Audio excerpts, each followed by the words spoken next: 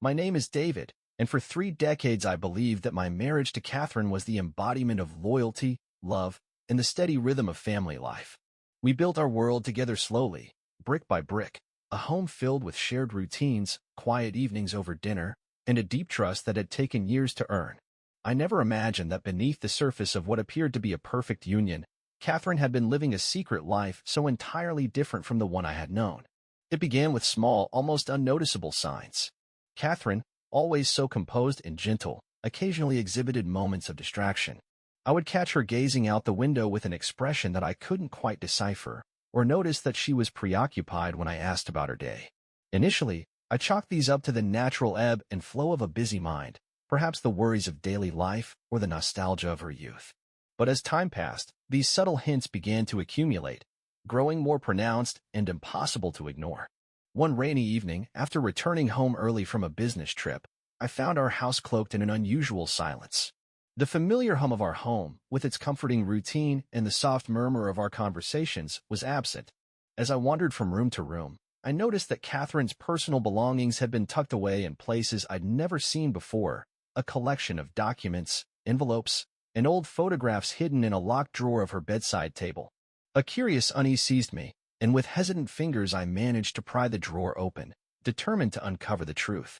Inside, I discovered a series of letters and official papers dating back many years, correspondence that hinted at secret liaisons and hidden lives.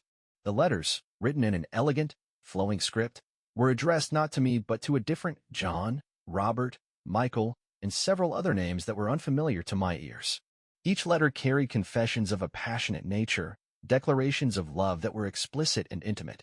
But the most devastating document was a series of legal forms and birth certificates that, to my disbelief, confirmed that Catherine had borne children, 10 of them, from different men during our marriage. My hands trembled as I held one of the certificates. It clearly stated that the child, born in the early years of our marriage, was not mine. I felt a cold, crushing weight descend upon me, a betrayal so complete that it threatened to shatter every illusion I had ever held dear. How could the woman I loved, with whom I had shared dreams and built a life, harbor such a secret? Each document was a silent testimony to decades of deception. Even more shocking was the revelation that all these children, though born into a life meant to be shared, were not raised within our home. They had been placed in an orphanage, their existence hidden away like a dirty secret. I spent the rest of that night in a haze of disbelief and sorrow, rereading the letters and certificates, my mind reeling with questions. How long had Catherine been living this double life? Why had she chosen to hide these children away instead of bringing them into our family? And most agonizing of all, what did this mean for the years we had spent together, the trust one had given her without hesitation? In the solitude of my study, with the rain tapping relentlessly against the window, I began to document every detail in my journal. I recorded my thoughts, the shock, and the overwhelming sense of betrayal that threatened to consume me. Each sentence was a desperate plea for understanding, a silent cry to make sense of the incomprehensible. I recalled our early days together, the promises, the shared laughter, the tender moments that I now feared were built upon a foundation of lies. The revelation that Catherine had not only been unfaithful but had also hidden the existence of 10 children from different men was a truth too staggering to ignore.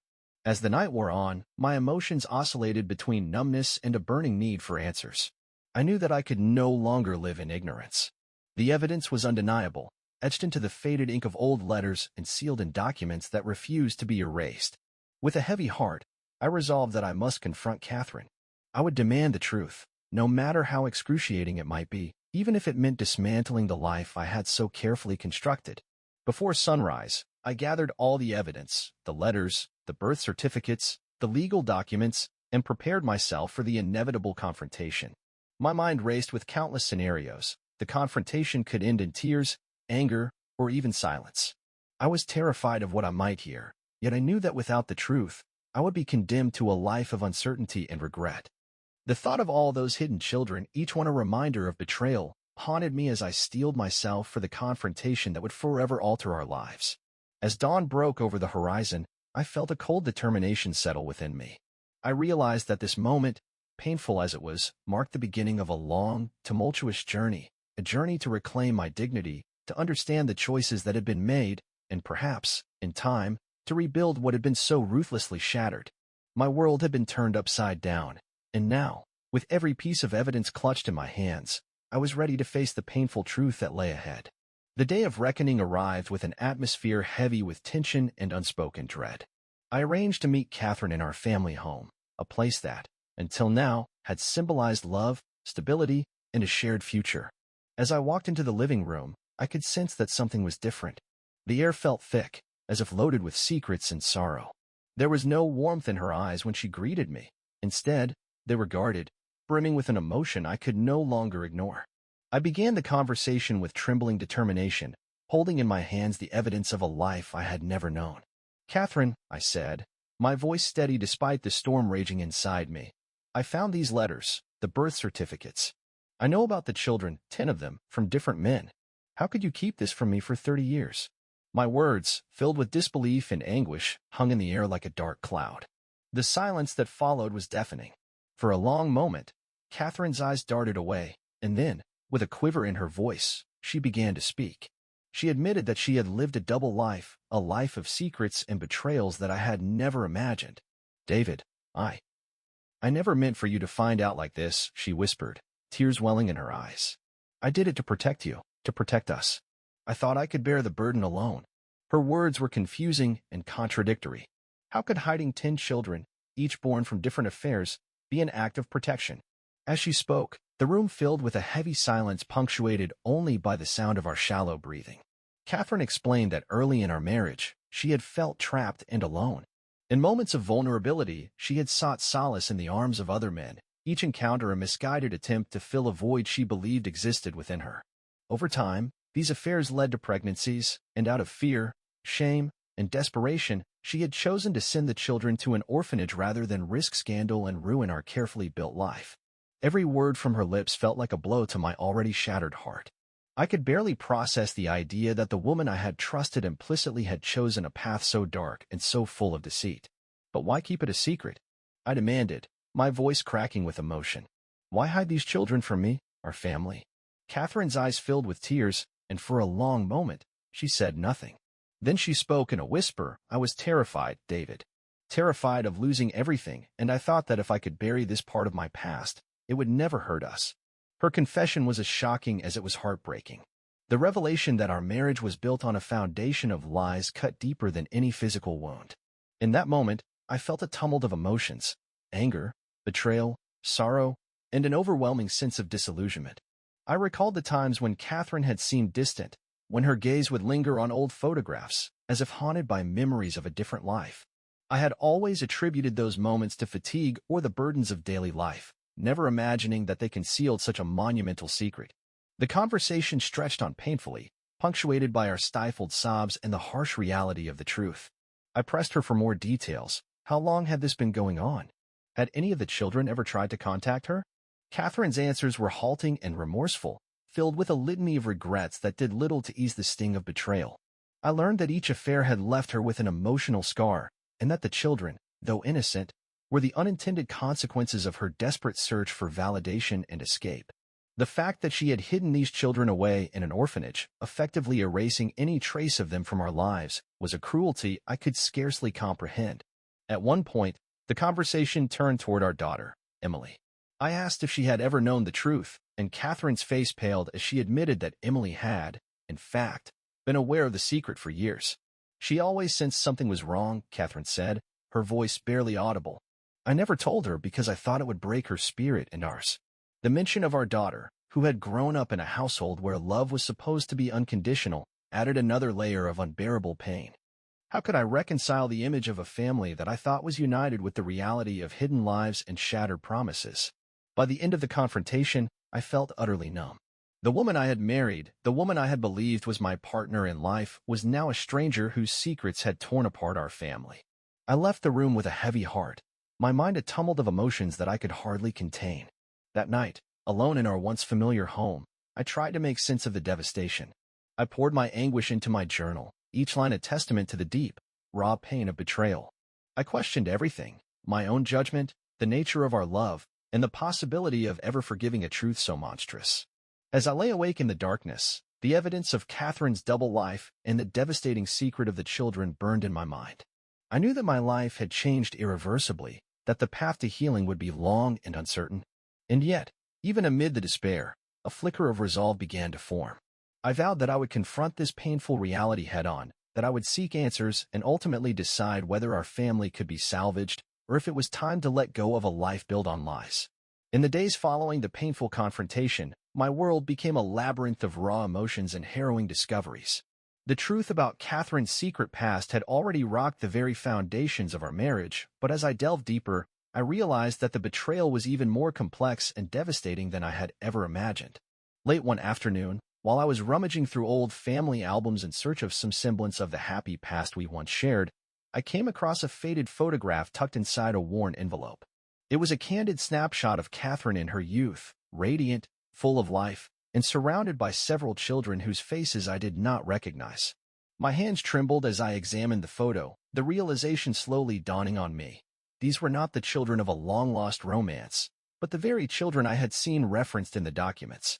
I recalled the birth certificates, the letters, the evidence of a past so carefully hidden that I had never suspected. The photograph was accompanied by a handwritten note that read, "For the ones who never had a home." The message was cryptic yet heartbreaking, hinting at a past of abandonment and sorrow. I realized then that Catherine's decision to send the children to an orphanage had been driven not only by shame or fear of scandal, but by a deep-seated belief that she could not raise them in the confines of our life, a life that she had meticulously crafted, even if it was built on lies. My mind raced with painful questions. How had I failed to notice the subtle signs? Had I been so blinded by the security of our 30-year marriage that I never saw the warning signals of a double life unfolding right under my nose? Every memory, every shared moment of laughter, every quiet evening spent together, was now tainted by the bitter truth that our family was nothing more than a facade. The revelation that Catherine had 10 children, each from a different man, and that she had chosen to hide them away in an orphanage, was a betrayal so vast that it defied comprehension. In a moment of crushing despair, I sought solace in the only place that had always offered refuge, my journal. I poured out my anguish, writing long, tortured pages that detailed every shred of evidence, every whispered secret I had uncovered. I recalled the long nights spent questioning my own worth and the overwhelming loneliness that had settled in the quiet corners of our home. The words on the pages became both a catharsis and a haunting reminder of the love that had been so ruthlessly betrayed. I also found myself turning to the memories of our daughter, Emily. Although she was young when many of these secrets were hidden, I recalled subtle hints in her behavior, her wistful glances at old photographs, the unspoken questions in her eyes when she overheard hushed conversations. It was as if even she sensed that our family was built on a foundation of unspoken truths and hidden pain. The thought that my own daughter had grown up in the shadow of these secrets only deepened the wound in my heart. The more I discovered, the more I felt that the betrayal was not solely Catherine's to bear. I began to question the very nature of our relationship. Had our 30 years together been nothing more than a carefully constructed illusion? Was I merely a bystander in a life where the real drama had been unfolding long before I even realized it? The answers eluded me, leaving me to confront a painful reality. The woman I had loved and trusted had harbored a secret so monumental that it redefined everything I thought I knew about our life together. One evening, unable to bear the weight of these revelations any longer, I visited the local orphanage where, according to the documents, the children had been placed. The building was weathered and quiet, its halls echoing with memories of lives that had been lost and forgotten. As I walked through the corridors, I felt an overwhelming mixture of sorrow and guilt. How many times had I overlooked the subtle hints that something was amiss? The sight of innocent faces, each child carrying the legacy of a past they never chose, pierced me with a deep, unrelenting pain. I wondered if there was any hope for redemption, any way to mend the fractures that had torn our family apart. That night, as I sat in the silence of our home and listened to the distant sounds of life continuing outside, I vowed that I would no longer hide from the truth. I would confront every aspect of this betrayal, no matter how painful, and I would seek to understand why Catherine had made the choices that she did. The road ahead was uncertain, and the scars of this revelation would likely remain forever, but I knew that the only path to healing was to face the truth head-on. In the dim light of the early hours, I gathered the photographs, the letters, and every piece of evidence that testified to Catherine's hidden past. I made a silent promise to myself that I would use these truths to forge a new understanding of who I was and who our family could become. The betrayal was a wound that would never fully close, but perhaps, in time, it could be transformed into a lesson of strength, resilience, and the possibility of a future defined by honesty rather than lies. In the wake of the revelations that shattered my entire world, I found myself at a crossroads, a place where every decision was laden with the weight of decades of hidden pain and betrayal. The discovery that Catherine had 10 children from different men, all hidden away in an orphanage, had not only broken my heart but also forced me to confront the very foundation of our family. In the days and months that followed, I grappled with an overwhelming mix of anger, sorrow, and a desperate need for renewal. I knew that the road ahead would be long and fraught with uncertainty, yet I also recognized that I could no longer allow the past to define me entirely. The memories of our 30-year marriage, once a source of strength and comfort, had been tarnished by secrets and lies, but I refused to let them be the end of my story.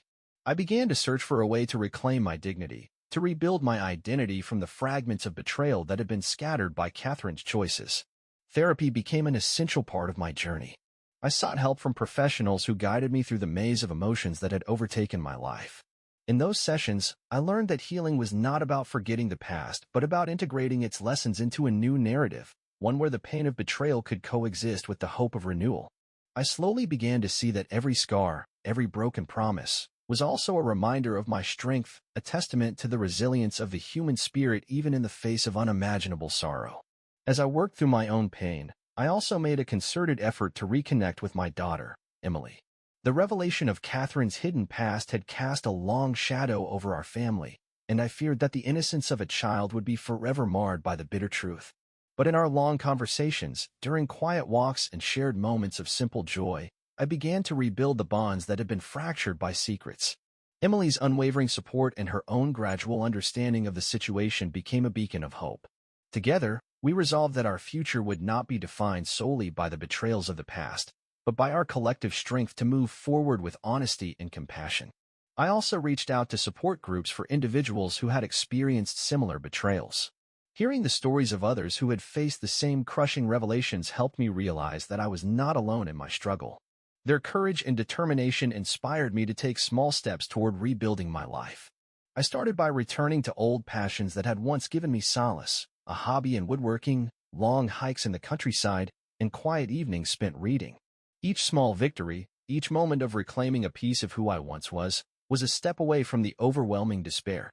The legal and practical implications of the revelations also loomed large. I had refused to sign the birth certificate that would legitimize the existence of the children born out of Catherine's betrayals. This act of defiance became a symbol of my refusal to accept a reality built on lies. I knew that, ultimately, the truth would have to be acknowledged publicly, but for now, I chose to preserve my integrity by holding on to the evidence of what had truly transpired. I understood that this decision might forever alter my relationship with Catherine, and perhaps even with some of the children, but I could not, in good conscience, become complicit in legitimizing a deception that had torn my life apart. Time, as it tends to do, began to soften the raw edges of my grief. The days grew longer, and slowly, the darkness that had once seemed impenetrable began to recede, replaced by a tentative light of acceptance. I continued to document my journey in my journal, each entry a mix of sorrow, reflection, and a small measure of hope. I wrote about the lessons learned, the importance of self-respect, and the belief that even in the aftermath of profound betrayal, a new future could be forged. Now, as I stand on the threshold of a future that remains uncertain but is filled with the promise of renewal, I choose to embrace the truth. The scars of betrayal will forever be a part of me, but they no longer have the power to define my entire existence. I have learned that true healing comes not from erasing the past, but from accepting it and using its lessons to build a stronger, more resilient self.